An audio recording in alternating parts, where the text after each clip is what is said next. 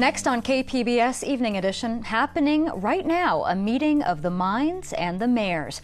Mayor Faulconer and his mayoral counterparts along the border coming together right now to talk trade, immigration, and relations with Mexico. We will take you there live.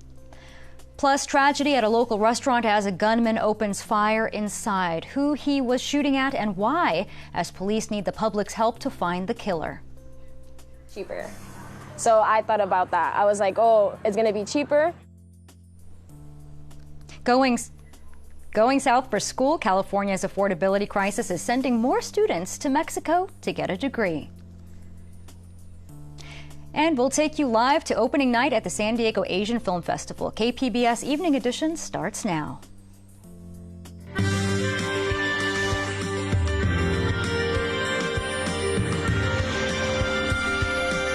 Good evening. It's Thursday, November 7th. Thanks for joining us. I'm Maya Trabulsi. San Diego police are looking for a shooter who killed a woman and wounded two others at a fast food restaurant in Otay Mesa. All three victims were on duty working at the Church's Chicken on Del Sol Boulevard.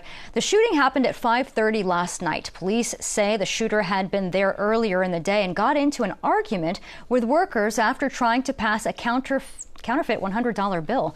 The shooter was last seen driving away in a dark blue sedan.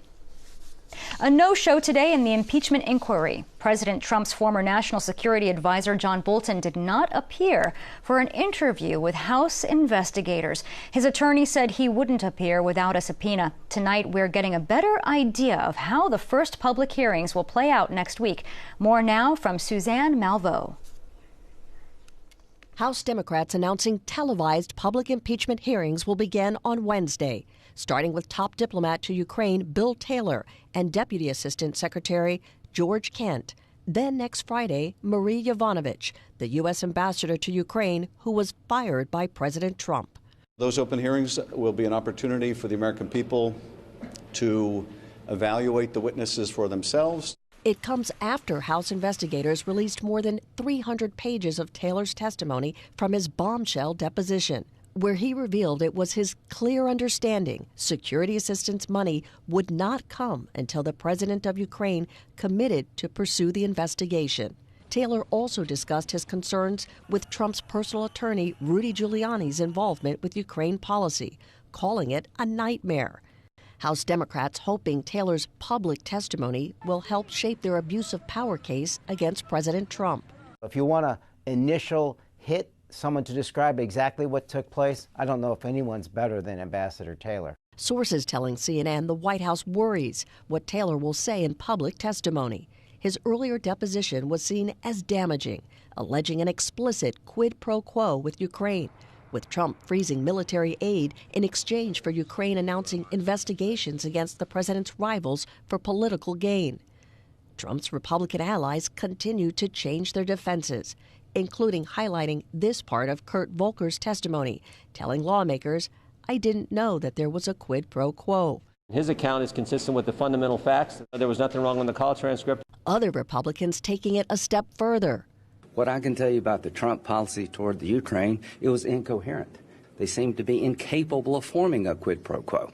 Meantime, the Washington Post this morning reports that Attorney General William Barr rejected a request from the president to hold a news conference, publicly declaring he did not break any laws during his July 25th phone call with Ukraine's leader.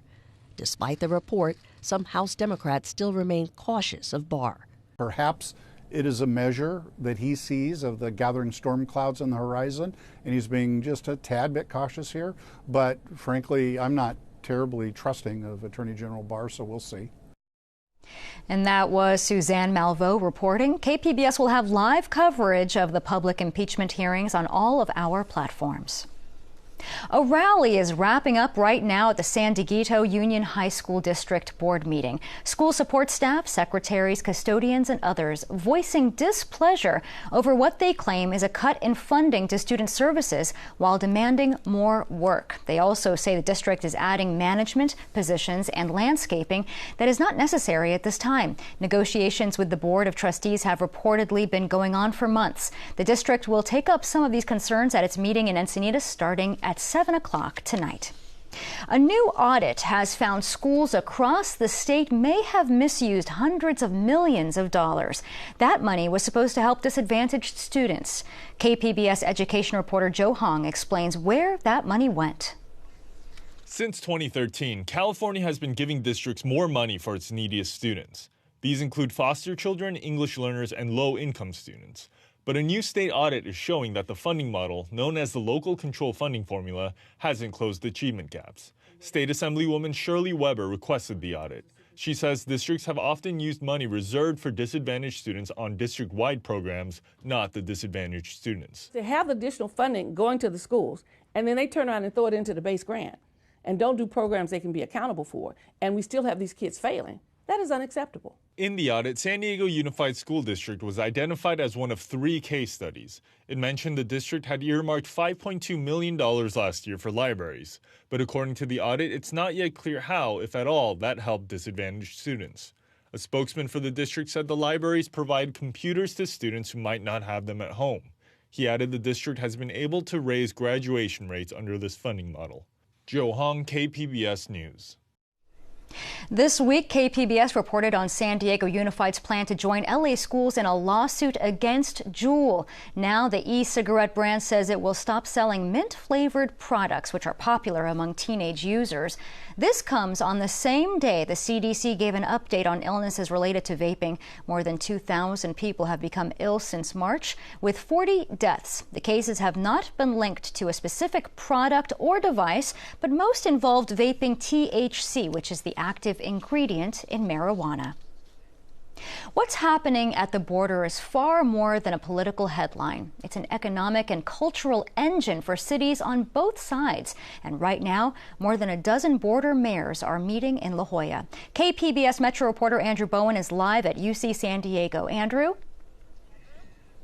Well, Maya, this is an annual gathering that has become a tradition with border mayors here. It's happened for 8 years now. It changes every city every year. And this was San Diego Mayor Kevin Faulconer's time to play host. Just a short while ago, the mayors from about 15 cities on the U.S. and the Mexican side of the border signed 2 joint resolutions. The first one calls for the ratification of the USMCA. This is the free trade deal that would replace NAFTA. And the second resolution calls for more funding for border water infrastructure. This, of course, is a very big deal in San Diego as we have several spillages of raw sewage from the Mexican side of the border into the Tijuana River Valley. Just a short while ago, Mayor Kevin Faulconer made some remarks. He said that the mayors are gathering here because they want to tell the story of their success. They want to tell the story of the successful cross-border cooperation, and if they don't tell it themselves, then no one is going to tell it for them. The mayors, Maya, are staying here for another day. There is a parallel conference going on in San Diego today and tomorrow about migration policy, and tomorrow morning, Mayor Kevin Faulconer will be hosting a dialogue about how to make communities more welcoming to immigrants. Reporting from UC San Diego campus, Andrew Bowen, KPBS News. Thanks for that report, Andrew. The Supreme Court will soon take up the issue of DACA and whether President Trump can end the Obama-era program. DACA allows protection from deportation to undocumented immigrants who were brought to the U.S. as children. It has allowed them to seek employment and get an education. California's Attorney General commented what's at stake for next week's hearing. It's about defending and protecting the doctors, the teachers, the innovators in the tech community, all those people who are out there doing great things for America and happen to be dreamers. The Trump administration says it acted lawfully when it ordered an end to DACA in 2017. Oral arguments are slated for next Tuesday. Due to the high price of higher education, more college students are going to Mexico for their education. KPBS reporter Max Rivlin-Nadler examines the movement as part of our California Dream collaboration. On most days, Rebecca Yanez and Arturo Vasquez are carpooling by 7 a.m. so they make it to class on time. They went to high school in San Diego, but the 2 English-speaking business majors are living at home while going to college in Tijuana. As they approach the border on an October morning, there's barely a line. That's how it is on most days, and Rebecca usually makes the trip in a half hour. but not always. It's not that hard. It's sometimes kind of stressful just because of the problems at the border. It was just like, or sometimes I would get a text that, oh, they're closing the border, or, oh, there's a lot of traffic. It's just like, oh, I have to go to school, or like something like that. But it's just those little moments. But besides that, it's been okay so far. Both Rebecca and Arturo attend CETIS, a private university in Baja California. In addition to Tijuana, it has campuses in Mexicali, across from Calexico, and in Ensenada along the coast. After the 2008 financial crisis, administrators at CETIS began noticing an uptick in their number of U.S. students. Fernando Leon Garcia is CETIS president. Historically, we've had on and off, since this is a transborder area, families with some links to Mexico. However, as a result of the institution achieving U.S. accreditation, Western Association of Schools and Colleges, and at the same time, some complications within California in terms of choice, cost, accessibility, it all of a sudden became a popular and increasingly frequent incidence. In 2012, CETIS became the first and only university outside of the U.S. to get accreditation by the Western Association of Schools and Colleges, the same accreditation held by the California State University system. If you have accreditation, then you have a certain level of quality that people look for. There are currently 337 students at CETIS who graduated from Southern California high schools. In 2010, that number was only 50. Tuition at CETIS is more expensive than at a state school in California, but there is no requirement that students live on campus their first year. Over the past decade, several state schools in Southern California have phased in that requirement, which makes UCs and CSUs unaffordable for many students. Last year, the university launched a business program that's taught in English, the first of its kind in Baja.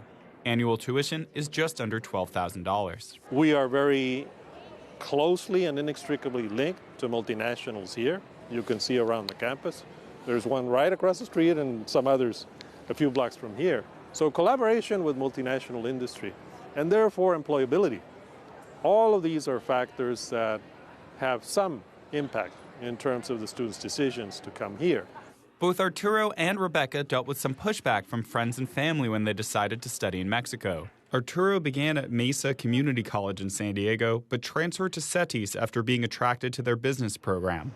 His parents didn't want him to transfer. Their original response was like that normal of, well, we already live in San Diego, why don't you study here? You already know the system, you've been here practically for your whole life. Rebecca's high school friends were shocked when she first told them of her decision. At first they were like, why? Like, what's different over there? Like, is it really better? And at first, one of my top things was that it's cheaper. So I thought about that. I was like, oh, it's gonna be cheaper. Both Arturo and Rebecca plan on working in the border region, where they hope their multinational experience at CETIS will give them an advantage. Yet getting a degree in Mexico hasn't always been viewed as a positive on the job market. Lorena Serrano is a fifth-generation resident of Tijuana. She teaches business at CETIS and says it used to be much harder for graduates from Mexican schools to find work at U.S. companies. They were rejected because of the study in Mexico. But things are changing, Serrano says. 20% of graduates have jobs in the area at large corporations like Honeywell and Samsung. So I have students that born in the U.S., study in Mexico, have the opportunity to work in the U.S. only with the degree of CETIS. So it is a possibility. It's our main goal. More students will likely join Rebecca and Arturo as the costs of college and housing in California continue their upward march. In Tijuana, Max Rivlin-Adler, KPBS News. And KPBS is part of the California Dream Project, a statewide public media collaboration. You can find more stories at kpbs.org/dream. I'm Judy Woodruff. Tonight on the NewsHour, a State Department official says Rudy Giuliani waged a campaign full of lies to get rid of the U.S. ambassador to Ukraine. Coming up at 7 after Evening Edition on KPBS. The award-winning PBS documentary series Frontline is leading a new partnership to boost local journalism. 5 newsrooms have been chosen: Rocky Mountain PBS, New Mexico PBS, the Tampa Bay Times, Milwaukee PBS, and the Milwaukee Journal-Sentinel. The $4 million project will help those outlets produce investigative stories that will be shared with Frontline's national audience. The San Diego Asian Film Festival is now in its 20th year, and it kicks off tonight in La Jolla. KPBS arts reporter Beth Accomando is live at the Conrad Prebys Performing Arts Center for opening night. Beth? Yes, we're here for the 20th anniversary of the San Diego Asian Film Festival, and in those 2 decades, a lot has changed in terms of technology. And to talk a little bit about that is Artistic Director Brian Hu. Brian, what is this all about? This is our virtual reality. This is our virtual reality showcase here at the San Diego Asian Film Festival. We've got a short film called Water Melts, made by a filmmaker that used to live here in San Diego. Stand up for us in the pool here. And tonight you're opening with a film that Pack Arts, which is your sponsor, actually produced. So talk a little bit about that. Yeah, for our 20th year, we decided let's do something really special. Let's give something back to our community that has sustained us for so many years. So we decided let's make a film about our community, and then let's enlist filmmakers who are from San Diego, who grew up here, went to school here, and see what kind of stories they wanted to tell. So this is exciting because you guys have actually produced your opening night film. I know, it's a little bit cheating that we get our own world premiere, but we're very excited, and you could tell from the excitement from the audience that's showing up tonight that that people have been craving to see their own images on screen. We have one of the filmmakers who has directed one of the segments from The Paradise We Are Looking For, and this is Joseph Mangat. And you directed a segment which deals with karaoke in National City. So how did you settle on doing this particular subject? I actually grew up like minutes away from that place. When I was a little boy, I used to get my hair cut like right next door, and I would hear these guys sing. So yeah. And I always wanted to like explore their lives and see who these people were. Now, your film sucked me in from the very first shot because you have someone talking about the fact that people were killed over singing My Way Wrong at a karaoke bar. So these people are passionate about what they're doing. Yeah, they're super passionate. Like Filipinos love to sing, and in the film, like they actually say like one of them believes that karaoke was invented in the Philippines, and looking it up, it turns out like a Filipino does hold the patent for the karaoke machine. Yeah. And you decided to shoot this in black and white. What led you to that decision? For me, the film is about longing, and that was like an easy shorthand for like the nostalgic emotions that these people were singing, and also the lighting is kind of not as great in the karaoke restaurant, so that's a more practical reason I chose black and white. And how does it feel to be kind of commissioned for the opening night film at the Asian Film Festival? It's great. I mean, I've been commissioned to make other stuff, but this is really near and dear because, like I said, I grew up like minutes away from the place, and I'm part of that community as well. So it was amazing. Yeah. Amazing. Thank you. Thank you. The film is The Paradise We Are Looking For. The San Diego Asian Film Festival continues for 10 days with 170 films from more than 24 countries. So come and sample one of the films.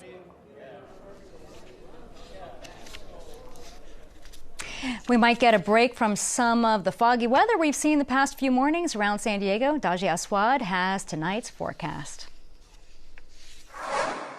Pretty tranquil conditions tonight, dropping down to 54 degrees. What we're going to see change up here is that marine layer that we saw this morning starting to back off. And that is because we're going to have a more offshore flow and temperatures will continue to rise. Dropping down to 44 for your overnight low in Oceanside, cooling down to 55 in Borrego Springs, an overnight low 43 in Mount Laguna. Taking you into Friday, it's warm and dry across much of California. And there is a severe drought back towards the Four Corners. So our dry pattern's really not helping the Four Corners region at all. And in fact, for us, we're really not seeing any precipitation for the next several days. We're topping off at 81 in Oceanside, 79 in San Diego for tomorrow, lower 90s in Borrego Springs, and 66 in Mount Laguna. So that warm air is definitely present across the region. We are a bit on the abnormally dry side through the early week, lack of precipitation, and this could elevate fire risk at times, but we don't have any super strong winds. Where we will see the chance for some stronger winds will be in the canyons and passes. So as we take a look across the nation for the weekend, here's what we're expecting. A front will be coming out of Canada, moving through portions of the Rockies and the north central there, bringing some snow. We'll also be tracking out a system into Canada as well as upstate New York. That'll bring some precipitation, but notice as you head further south, dry conditions, and that does include California. As far as temperatures, we remain warm tomorrow and Saturday here off the coast, mid 80s, and cooling back down into the mid to upper 70s for Sunday, Monday, and Tuesday with mostly sunny skies. Inland areas, you're in the upper 80s Friday and Saturday. Lots of warmth to continue for Sunday with a high of 83, 81 on Monday, needing the sunglasses, and plenty of sun expanding across the mountains with your temperatures in the 60s. We're 90 for your high tomorrow in the deserts, then cooling back down by the time we get to Tuesday. Reporting for KPBS News, I'm your meteorologist, Dieguito Swad. Back to you. A former San Diego State Athletic Director is now the top sports guy at the University of Southern California. USC announced the hiring of Mike Bohn today. It follows the sudden departure of former Athletic Director Lynn Swann.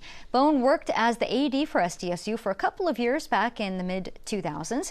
His hiring at USC breaks a trend of former Trojan football players being hired for the role. There's also new leadership at SeaWorld. The Orlando-based company announced today that Sergio Rivera will be the next CEO. He starts next week and has a background in the hotel and timeshare industry. SeaWorld has seen a period of transition, focusing more on rides and theme park attractions rather than animal entertainment.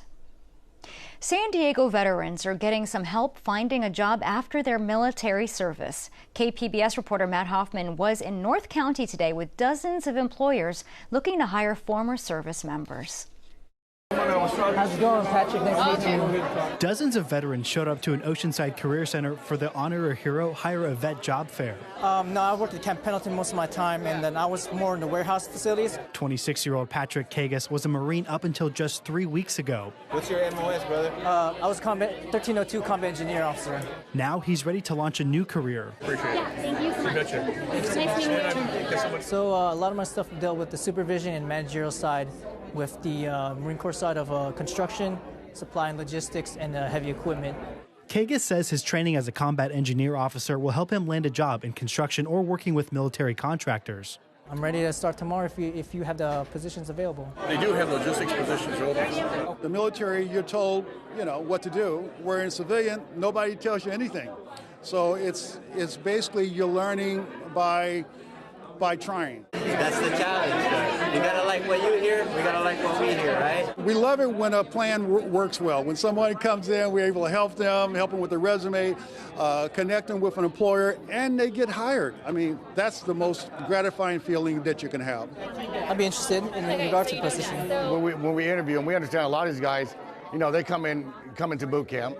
They've never held a real job, except for the military, so they come in, they don't really know how to do the process. Warren Sublett was also a Marine. Now he makes it a priority to hire former members of the military. If you're a veteran, get in with your local career center. They have a lot more to offer, and they can point you to the right place.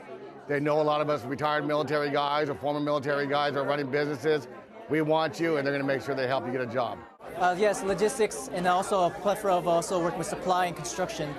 Kagas generally knows what he wants to do, but says he has an open mind. I'll be familiar with it, but I'm also always open to learn new things. Matt Hoffman, KPBS News.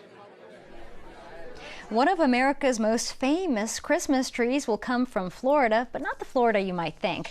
The 14-ton Norway spruce was chopped down in Florida, New York. That's about a 2-hour drive from the Big Apple, where it will go up at the Rockefeller Center. The tree will arrive this weekend with the lighting ceremony set for December 4th.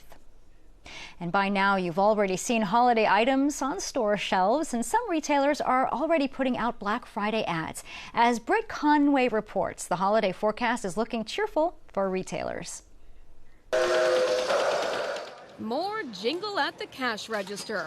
A new report shows this year's holiday sales could grow as much as 4.2% compared to 2018, reaching a possible high of $730 billion. That's according to the National Retail Federation. And this is a critical time for retailers, with November and December sales accounting for 20% of annual sales. So the predicted rise is good news for retailers, who saw a small increase of only 2.1% last year. The NRF blames 2018's tariffs and the uncertainty over a government shutdown. But this is also good news for job seekers. The NRF expects retailers to hire more than 530,000 temporary workers to help with the high demand this holiday season. Experts credit the rise in holiday sales to job growth and higher wages. And it's not just brick and mortar stores seeing soaring sales.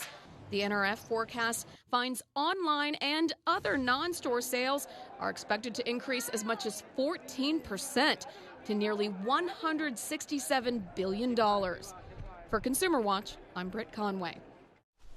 And if you want to find out more about any of our stories, you can go to our website, kpbs.org/evening edition.